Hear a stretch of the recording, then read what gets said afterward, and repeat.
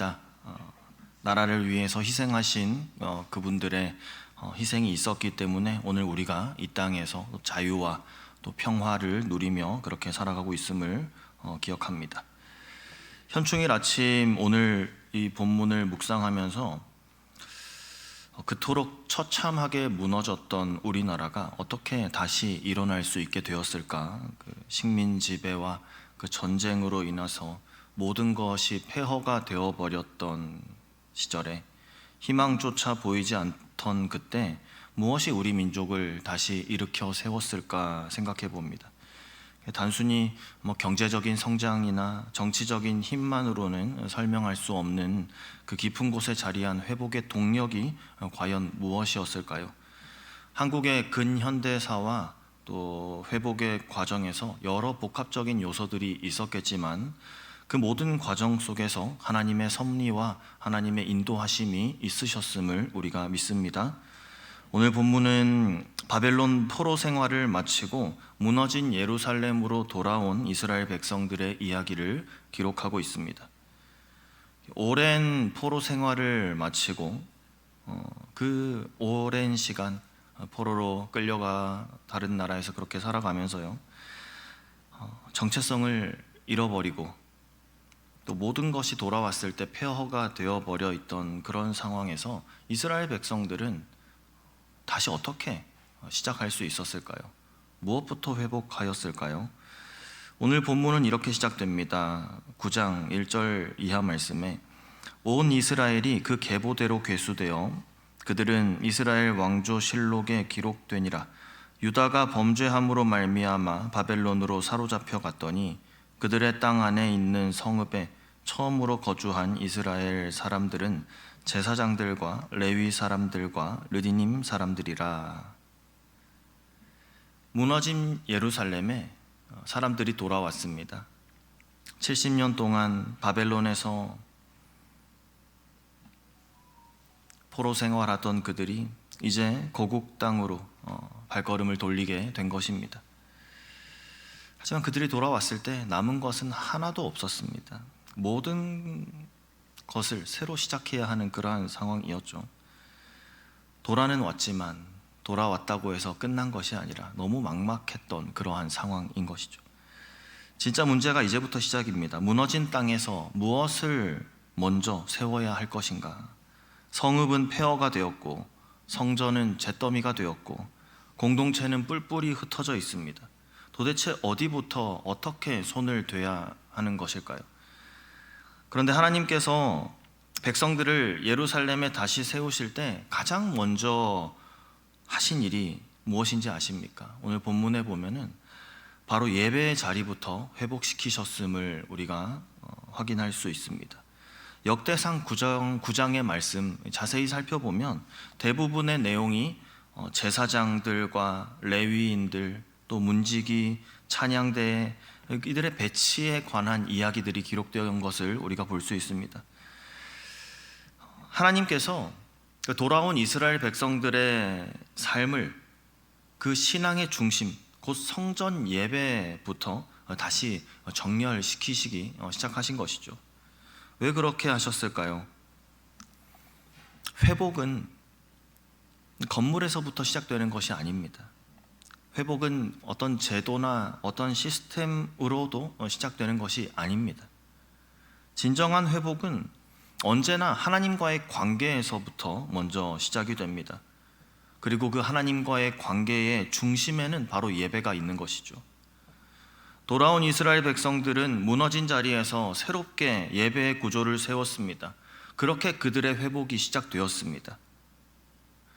우리도 예배의 자리에서 무엇이 정돈되어집니까? 무엇이 자리 잡아집니까? 내가 누구이며 내가 누구를 섬기며 무엇을 위해 살아가야 하는지가 정돈되어지는 그러한 시간이 또한 예배 시간인 것이죠. 그렇기 때문에 예배 없이는 참된 회복이 없습니다. 기도 없이는 삶의 방향도 잡혀질 수가 없는 것입니다. 하나님을 바라보는 눈이 없으면 세상 속에서 우리가 제대로 살아갈 수 없습니다. 하나님의 백성으로서의, 하나님의 자녀로서의 정체성을 다 잃어버리고 살아가게 되는 것이죠. 그래서 하나님께서는 무엇보다 하나님의 백성을 회복시키실 때에 먼저 예배부터 회복시키시는 것입니다. 모든 것이 무너진 상황에서 하나님께서는 그 공동체가 다시 하나님 중심으로 움직일 수 있도록 그렇게 만드신 것이죠. 우리가 오늘 이 말씀을 묵상하면서 우리 또한 회복을 기대합니다. 우리가 기대하는 회복은 어떤 회복입니까? 우리 건강의 회복이요? 관계의 회복이요? 재정의 회복입니까? 우리 삶의 안정입니까? 그 어떤 회복이 되었든 간에 하나님 중심의 질서를 다시 세울 때에 그 이후에 우리의 삶의 각각 영역에 무너졌던 부분들이 회복되게 하실 줄 믿습니다. 예배가 먼저 회복되어야 합니다. 하나님과의 관계가 먼저 회복되어야 합니다. 그거 없이 다른 부분들이 문제가 해결되는 것이 결코 우리에게 축복이 아닐 수 있는 것이죠. 본문에는 어떤 가문이나 지파 단위가 아니라 우리가 족보를 쭉 살펴볼 때 확인했던 것처럼 개인 개인의 이름이 세세하게 기록되어져 있는 것을 확인할 수 있습니다. 이것이 단순히 이스라엘의 그 포로 귀환 시기에 있었던 행정처리, 그 역사의 기록이 아니라 하나님께서 그들 한 사람 한 사람의 존재를 인정하시고 그들의 이름을 다시 불러주시며 그들의 사명을 다시 주시는 장면으로 그렇게 보여주고 계신 것입니다. 이러한 한 사람 한 사람의 이름을 호명하며 기록하여 가시는 가운데 하나님께서 말씀하시는 것은 너는 변함없는 내 백성이다. 너는 변함없는 내 사람이다. 이것을 그 선언을 하나님께서는 사람들의 이름을 기록하는 방식으로 하고 계신 것이죠. 이어지는 본문 10장에서는 그 명단 중에 그 사울의 가문의 명단들 그리고 또 사울의 가문의 이야기가 이어져서 등장합니다. 10장에서 우리가 볼 수 있는 사울의 그 비극적인 죽음, 또 그보다 앞선 9장 끝에 그의 가문이 족보로 다시 기록된다는 것, 이건 어쩌면 되게 놀라운 일입니다. 사울은 실패한 왕입니다. 하나님의 명령을 거역했죠. 하나님의 말씀에 불순종했습니다. 결국에 그는 왕위를 잃어버리고 비참한 최후를 맞이하게 되었습니다. 그런 그가 역대기 기록에 언급된다는 것, 이것이 무슨 의미가 있을까요? 하나님께서는 실패한 자도 역사에서 지워버리시는 것이 아니라 하나님께서는 실패한 그 이름조차도 기억하시는 분이 우리 하나님이십니다. 그리고 그 기억은 심판을 넘어서 회복의 통로가 되게 하십니다. 우리는 실패한 사람들을 역사에서 지우려고 하죠. 실패한 기억을 덮어버리려고 합니다. 하지만 하나님께서는 그 이름을 다시 복원하셔서 다시 사용하시는 그분이 바로 우리 하나님이신 것이죠. 사울의 가문에서 이제 그 사울의 몰락으로 인하여 모든 것이 완전히 끝난 것이 아니었다는 것입니다. 그가 속한 베냐민 지파 여전히 이스라엘의 한 부분으로 남아 있습니다. 하나님께서는 죄와 실패로 무너진 공동체라 할지라도 결코 포기하지 않으신다는 것을 보여주시는 것입니다. 하나님께서는 오히려 그 지파를 다시 하나님의 역사 속으로 불러들이십니다. 사울이 처음에는 겸손했습니다.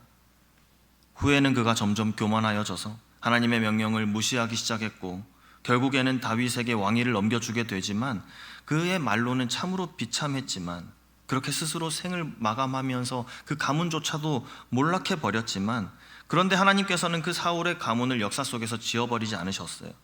오히려 그 가문의 이름을 이스라엘 역사 속에서 다시 녹여내십니다. 실패한 사람도 실패한 가문조차도 그것을 회복의 씨앗으로 사용하시는 분, 이것이 바로 하나님의 은혜인 것이죠. 우리가 때로 절망할 때가 있습니다. 우리 가정이 또 혹은 우리 공동체가 우리 교회가 너무 많이 무너져 있는 이것 다시 회복될 수 있을까? 하나님이 혹시 포기해버리신 것은 아닌가 라는 생각이 들면서 우리 마음 가운데 절망이 찾아올 수 있지만, 오늘 말씀을 통해서 하나님께서 들려주시는 복음은 하나님께서는 무너진 삶을, 무너진 가정을, 무너진 공동체를 다시 회복시키시는 분, 그분이 바로 하나님이시다라는 그 사실을 오늘 본문을 통해서 우리에게 확인해 주고 계신 것입니다. 이후 신약에서 사도 바울이 자기소개할 때에 자신을 베냐민 지파 출신이라 그렇게 밝힙니다.